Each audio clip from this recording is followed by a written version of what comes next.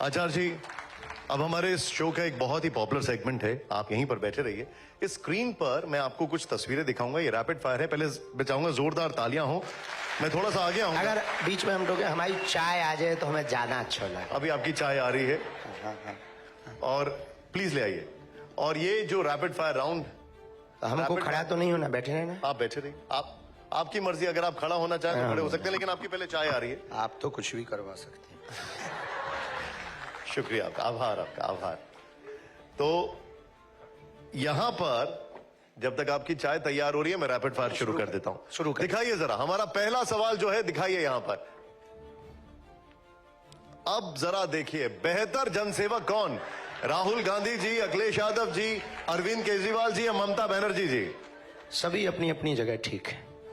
एक बताइए, आपका फेवरेट है कोई इसमें से? हम नेताओं पर टिप्पणी करते ही नहीं, तो फेवरेट अनफेवरेट की बात ही नहीं। ठीक है, चलिए अब अगले में अगर हो पाए तो करिएगा। जरा दिखाइए, जरा हमारा अगला सवाल दिखाइए। इसमें इनका कोई फेवरेट नहीं है। ये अब देखिए, बेहतर नेता कौन? असदुद्दीन ओवैसी या अकबरुद्दीन ओवैसी? नेताओं पे हम बोलते ही नहीं। नेताओं पे हम बोलते नहीं, चूंकि नेताओं पे बोलते नहीं है। अब दिखाइए जरा अगला सवाल दिखाइए। हमारे विचारधारा की अब हम बात कर रहे हैं। बेहतर विचारधारा क्या है? बाबा साहब भीमराव अंबेडकर या विनायक दामोदर सावरकर जी? दोनों ही, दोनों हमारे लिए बहुत प्रिय हैं। एक ने देश के संविधान का निर्माण किया, इस देश को गति दी, इस देश को एक बांध दिया, इस देश को एक नई ऊर्जा दी। और आपने इस देश के लिए बहुत कुछ किया। जो कार्य आपने लिख के किया, वो कार्य आपने जमीन पर उतार करके किया। जोरदार तालियां हो जाए जरा, जोरदार तालियां। और अब जरा प्ले करिएगा अगला सवाल। बेहतर कथावाचक कौन? पंडित धीरेन्द्र शास्त्री या जय किशोरी जी? दोनों भी अपनी अपनी जगह ठीक है। आपको पसंद कौन सा है? ठीक है, अपनी अपनी जगह ठीक है। ठीक है, जरा अगला सवाल दिखाइए जरा। अच्छा, ये सब पहले से ही फीड कर लिए हैं। बेहतर विचारक कौन? शंकराचार्य, अविमुक्तेश्वर? शिष्य के लिए तो गुरु ही महान होता है। क्या बात। और वास्तविकता में हमारे लिए नहीं, इस देश की धरोहर अपनी अपनी जगह सभी महापुरुष हैं। चारों शंकराचार्यों का अपना एक लेवल है, उनका एक कद है, उनका एक औरा है। आदि जगत गुरु शंकराचार्य की चल रही परंपरा है। लेकिन इस देश ने एक सबसे बड़े, एक ऐसे आचार्य को पाया, एक ऐसे जगत गुरु को पाया, जिन्होंने बिना नेत्रों के भी इतना कुछ देख लिया कि आंख वालों को भी टेंशन में डाल दिया। वो जगत गुरु परम पूज्य श्री रामभद्राचार्य जी महाराज जी हैं। वो हमारे गुरुदेव हैं, ये हमारा गौरव है। लेकिन सब अपनी अपनी महापुरुष, कोई महापुरुष बड़ा या छोटा नहीं हो सकता है। आप जगत गुरु रामभद्राचार्य जी की बात करें, प्लीज बैठिए। Thank you. और मैं चाहूंगा जरा गुरु जी की जरा चाय ले आइए यहाँ पर। एक बात तो है कि आपके बयानों से विपक्ष को काफी नाराजगी हो रही है। भूपेश बघेल ने कहा कि मैं धीरेन्द्र शास्त्री को संत नहीं मानता हूं, वो जादूगर हैं। कुछ तो माना। हमने जादूगर भी अपने आप को नहीं माना। और जादूगर तो वो होता है जो आंखों का धोखा देता है। हम तो बहुत सीधे साधे आदमी हैं, आंखें देख करके बात करते हैं और सामने वाले की आंखें खोलने की बात करते हैं। जादूगर आंख बंद कराने की बात करता है और हम आंखें खोलने की बात करते हैं। विचारों से भी, कार्यों से भी, सेवा से भी, समर्पण से भी और अपने सूत्रों से भी। प्रीति। आचार्य जी, अभी आपने कहा कि मैं किसी पॉलिटिकल पार्टी को ना जिताने के लिए काम करता हूँ, ना हराने के लिए काम करता हूँ। मैं काम करता हूँ आध्यात्म के लिए, देश के लिए। आध्यात्म की राह, आपने कहा कि आपकी पार्टी आध्यात्म के लिए काम करती है, देश के लिए। लेकिन बहुत सारे राजनीतिक पंडित हैं जो ये मानते हैं कि आप हिंदुओं को जोड़ने के नाम पर बीजेपी को फायदा पहुंचाते हैं, क्योंकि बीजेपी अगर हिंदू जुड़ जाएगा तो बीजेपी के सामने जो दूसरे विरोधी पार्टी हैं, जिसमें MY समीकरण की वो बात करते हैं, PDA की बात करते हैं, वो समीकरण ही ध्वस्त हो जाएंगे। क्या बाकी पार्टियों में हिंदू नहीं है? नहीं, बिल्कुल है, लेकिन अगर समीकरण तो की बात टूटने या जुड़ने का कोई मतलब नहीं है। नहीं, लेकिन एक बात तो ये सोचिए ना, जब हिंदू जुड़ जाएगा तो पूरी तरह से वो इंक्लाइन हो जाएगा बीजेपी के लिए, ऐसा राजनीतिक पंडित मानते हैं। राजनीतिक पंडित तो कुछ भी मानते हैं, मौसम का अनुमान है वो तो। चलता रहता है, पर हम एक प्रार्थना आपसे बहुत निवेदन करें कि हिंदुओं के जुड़ने से किस पार्टी को फायदा होगा या किसको घाटा होगा हम ये नहीं कह सकते। हम ये कह सकते हैं बहुत दावे के साथ में कि इस देश में सभी पार्टियों में लगभग हिंदू हैं और वो सभी पार्टियों के लोग अपनी अपनी पार्टी के प्रति कट्टर हैं। तो हम यही कहेंगे हमारी अपनी विचारधारा है। अब हमसे किसी और की विचारधारा मिले या कोई ऐसा बनाए, आप भी ऐसी एक पार्टी बना सकती हैं, आपको फायदा हो जाएगा। अब हम किसी को नुकसान के लिए या फायदे के लिए कर ही नहीं रहे, ये हमारे यहां ऑप्शन ही खत्म। हम सिर्फ और सिर्फ इस देश में हिंदुओं पर हो रहे अत्याचार के लिए उन्हें जगा रहे, सोए हुए हिंदुओं को जगा रहे, घटती हुई हिंदू आबादी को जगा रहे, उन हिंदुओं को जगा रहे जो सेकुलरिज्म के नाम पर बट गए, उन हिंदुओं को जगा रहे जो भाषावाद के नाम पर बट गए, उन हिंदुओं को जगा रहे जो क्षेत्रवाद के नाम पर बट गए, उन हिंदुओं को जगा रहे। इस देश में हिंदू है कहां? या तो ब्राह्मण है या क्षत्रिय है या वैश्य है या गुर्जर है या जाट है या बर्मा है या शर्मा है। अगर हिंदू होता तो भारत हिंदू राष्ट्र नहीं होता। अगर हिंदू होता तो भारत में हिंदुओं पर कोई उंगली उठाता। अगर हिंदू होता तो क्या श्रद्धा के 35 टुकड़े होते?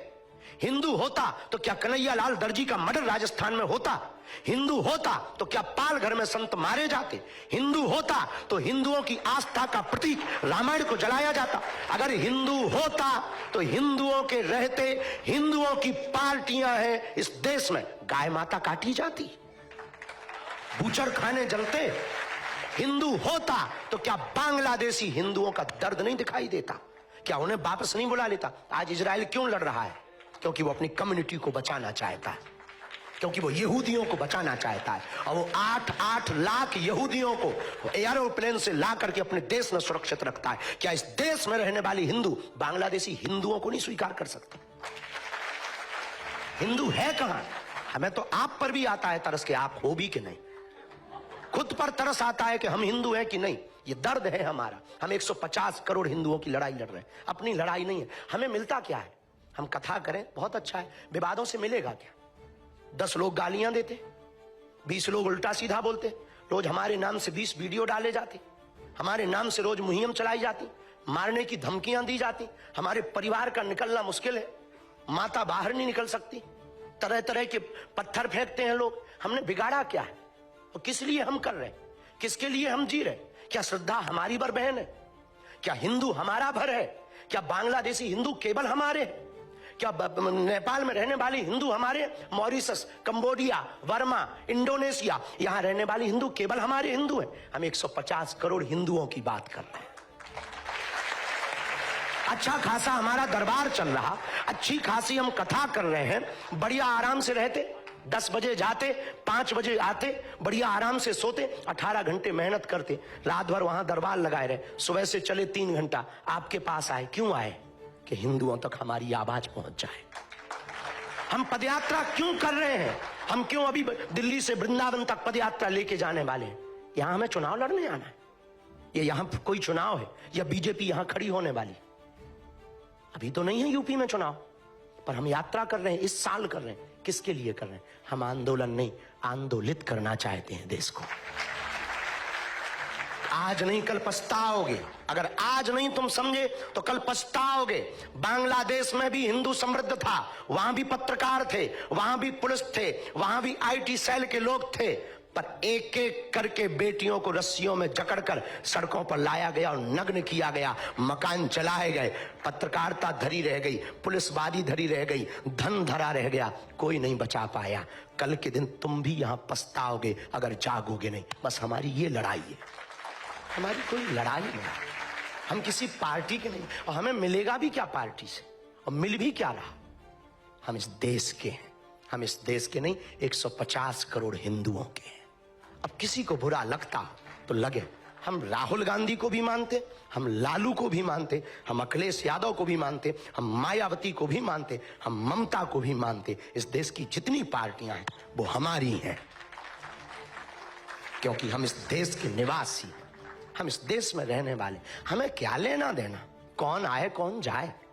हमें लेना देना है इन बच्चियों के ऊपर कोई उंगली ना उठाए, इनसे राम के होने का सबूत ना मांगा जाए। बस ये हमारी टेंशन है, ये चिंता है, इसके लिए हम मर रहे हैं। बाकी निजी ठीक है, उनका कहना है। जो पंडित आपने बताए हैं कि कोई पंडित है, उनको एक बार हमें मिलवाइए, हम छीलेंगे तरीके से। आप ये भी कह रहे हैं कि मंदिर जाओ तो जाति को बाहर छोड़ के जाओ। क्या पंडित धीरेन्द्र शास्त्री जाति व्यवस्था के खिलाफ है? नहीं, जातियों में भरे हुए जातिवाद के जहर के खिलाफ है। अगर हम जातियों के खिलाफ होंगे, क्या है जाति? देश में दंगा होगा, आरक्षण के नाम पर दंगा होगा, सरनेम के नाम पर दंगा होगा, सरनेम के कागज फाड़े जाएंगे, देश गृह युद्ध की तरफ चला जाएगा। हमारी विचारधारा तो समझिए, कितनी बारीकी से हम गए। नो, जातियां नहीं छोड़नी है, पर जातियों का गुमान छोड़ना है। न आप बड़े हैं न छोटे हैं, न कोई पिछड़ा है न कोई बिछड़ा है, न कोई ऊंच है न कोई नीच है। इस देश में सब हिंदू हैं, सब हिंदुस्तानी हैं और सब भारतीय हैं। सुमेरा के पास आएंगे। पंडित जी, जब आप ये कहते हैं कि जातियों का गुमान खत्म हो जाना चाहिए, आप उसके खिलाफ हैं, आप जातियों का गुमान ना करें, जाति व्यवस्था को मिटाने की बात इस वजह से आप करते हैं। लेकिन फिर कुछ लोग ये कहते हैं कि दरअसल जाति व्यवस्था मिटाने की बात इसलिए की जा रही है कि आरक्षण खत्म किया जाए। तो आरक्षण का क्या होगा फिर, अगर नहीं, जाति व्यवस्था खत्म? जब हम जातिवाद ही खत्म नहीं करना चाहते तो आरक्षण की बात ही नहीं उठती। हम जातियों में भरे हुए जातिवाद के जहर को खत्म करना चाह रहे, हम पद को खत्म नहीं करना चाह रहे। पत्रकारिता का या किसी का पद है जो आपका, उसको हम बनाए रखना चाह रहे। लेकिन ये पत्रकारिता के अंदर जो बेमनस्ता आ जाती, हम उस बेमनस्ता को मिटाना चाह रहे। हम व्यक्ति के व्यक्तित्व को नहीं मिटाना चाह रहे, व्यक्ति के विचारों को परिवर्तित करना चाह रहे।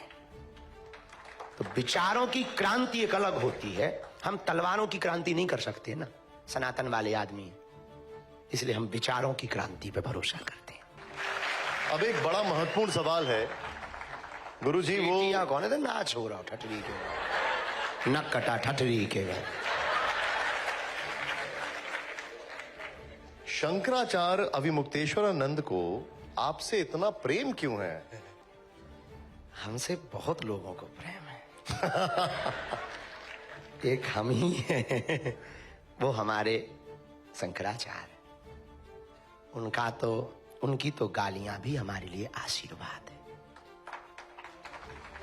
क्योंकि हमारे सनातन में ये सिखाया है बड़ों के मुंह नहीं लगना चाहिए।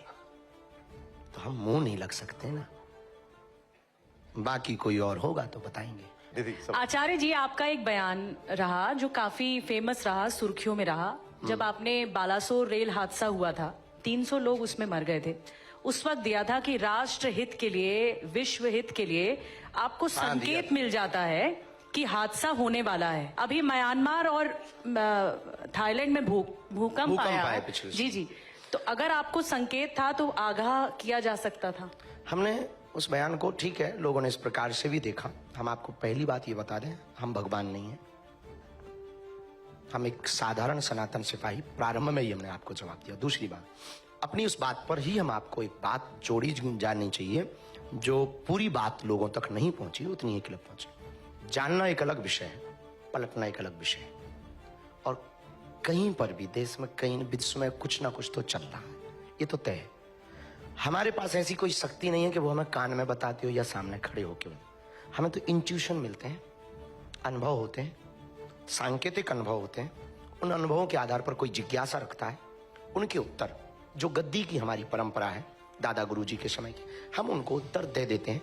जैसे देश में एस्ट्रोलॉजी है, ज्योतिष है, ज्योतिष की गणना है, जैसे मौसम विभाग भी है, ऐसे ही हम अपनी जो पद्धति है, हनुमान जी की जो परंपरा है, उस परंपरा के द्वारा पाई हुई पद्धति है, उस पद्धति के द्वारा आए हुए व्यक्ति के मनोविचारों को पकड़ने की कोशिश करते हैं। जितना समझ आता अपनी गुरु प्रेरणा से वो बात उनको रख देते हैं। तीसरी बात, ये जो घटनाएं हो रही, हम भविष्य नहीं बताते, ना हमने ये कभी घोषणा की। हम भविष्य बताते ही नहीं, इसलिए नहीं बताते कि भविष्य सिर्फ भगवान के हाथ में। ओके, अब एक प्रश्न है, बहुत कठिन प्रश्न आपसे सुरभि पूछने वाली है। क्योंकि ये प्रश्न बार बार पूछा जाता है, इसलिए इस मंच से पूछ रहे हैं। पंडित धीरेन्द्र शास्त्री शादी कब कर रहे हैं? करनी है, ये पक्का है, ये तो तय है। ये इसलिए तय है कि हम जिस रास्ते में हैं इसमें कांटे बहुत हैं। साधु बनना कठिन है, जैसे पेड़ खजूर, चढ़े तो चाखे प्रेम रस, गिरे तो चकनाचूर। हम बहुत कॉन्फिडेंस के साथ कह रहे हैं कि अभी तक तो बहुत सधी हुई जिंदगी है, बहुत गंभीरता के साथ कह रहे हैं, पर अगर हमसे कोई भूल हो गई ना तो 100 सालों तक कोई महात्माओं पे भरोसा नहीं करेगा बहन। हमको अपनी चिंता नहीं है, जो 150 करोड़ लोगों में करोड़ों लोग घर बैठकर हम पे भरोसा करते ना, हमें उनके भरोसे की दिक्कत है कि वो टूटे ना। और समाज में सब प्रकार के लोग होते हैं, तो हम तो ये बहुत कॉन्फिडेंस के साथ कहें, बाद में भले ही संन्यास लेंगे पर ब्याह करेंगे। नहीं, अब तो प्रधानमंत्री जी ने भी आपकी पर्ची निकाल दी। हाँ, तो क्या निकला पर्ची में? वही जो आपने प्रश्न किया है, वही निकला। हमारी माता जी बैठी थी और माननीय प्रधानमंत्री जी बैठे थे, तो ग्रीन रूम में बैठे थे, तो वो तो बहुत सहज हैं और सच बोले वो तो पूरे देश के प्रधानमंत्री हैं। और ये हमारे लिए तो सौभाग्य है कि उन्होंने हमारी माता जी को कहा कि अब चिंता मत करो, आज से मैं तुम्हारा बड़ा बेटा और हम हैं। तो फिर बोले कि हम आज बालाजी के चरणों में गए थे, तो दर्शन करके ही आए थे माननीय प्रधानमंत्री। हम आज बालाजी के चरणों में गए थे, ये पर्ची खोलते हैं, अब तुम्हारा बड़ा बेटा भी खोलता है। बस वो वाली बात कि तुम्हारे मन में चल रहा है कि शादी हो जाए इनकी। तो उन्होंने कहा, वो हमारे लिए तो वो गार्जियन जैसे हैं, हमारे अभिभावक जैसे हैं। तो ये उनकी उदारता, उनका विजन मिशन, उनका देश के प्रत्येक नागरिक के प्रति समर्पण दर्शाता है कि हमने ठीक प्रधानमंत्री चुना है। आपकी वाली से जुड़ा हुआ एक और सवाल है जो यहाँ बैठी हुई लड़कियां भी जानना चाहती हैं। आपकी वाली से जुड़ा हुआ एक और सवाल है। सवाल ये है कि अब आपने फैसला कर ही लिया है कि आप गृहस्थ जीवन में जाएंगे, तो वो लड़की कैसी होगी, उसमें गुण कैसे होंगे, यहाँ बैठी हुई सारी लड़कियां ये जानना चाहती हैं। देखिए, हम इस विषय में हम बहुत ज्यादा मंथन नहीं किए, पर हमने अपनी माता जी को देखा, अपने गांव में, हम गांव के जुड़े हुए आदमी हैं, गांव में अभी भी देखते हैं। हमको ऐसा चाहिए कि जो हमें और हमारे परिवार को समझ सके। हमको शादी का अनुबंध नहीं करना है, जन्म जन्म का संबंध रखना है। हमको वाइफ नहीं चाहिए, हमको अर्धांगिनी चाहिए। वाइफ मिलेगी तो ब्लू ड्रम अभी फेमस है।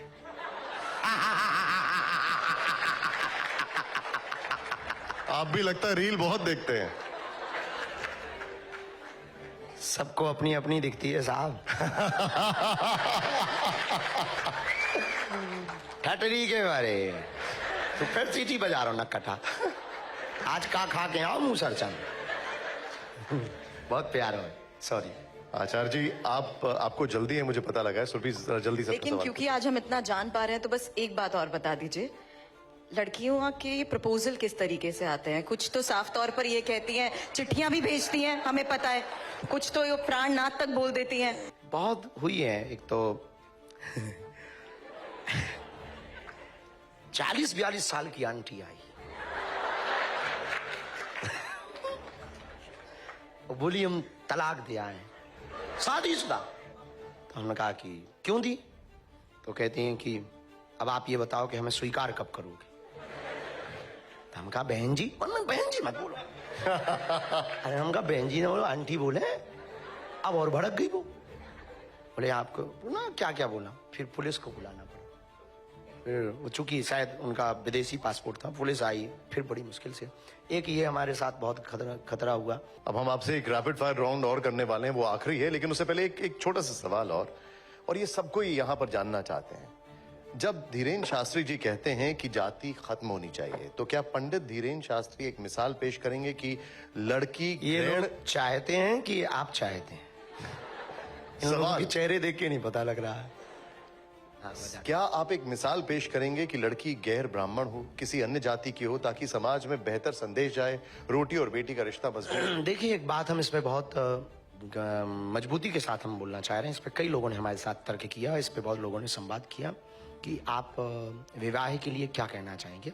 हमारी जो परंपराएं हैं उन परंपराओं में वर्ण व्यवस्था है, उन वर्ण व्यवस्थाओं में जो वैदिक काल की व्यवस्थाएं हैं उन वैदिक काल की व्यवस्थाओं से हम छेड़छाड़ नहीं करना चाहते।